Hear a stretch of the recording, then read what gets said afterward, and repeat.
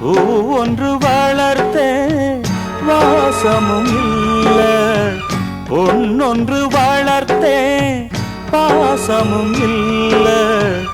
எங்கைய கண்ண குத்தியது ஏனோ, தங்கைய என்ன எதித்தது ஏனோ.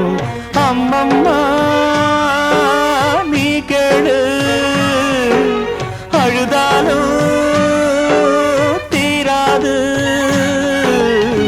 பூ ஒன்று வளர்த்தே வாசமும் இல்ல, பொன்னொன்று வளர்த்தே பாசமும் இல்ல.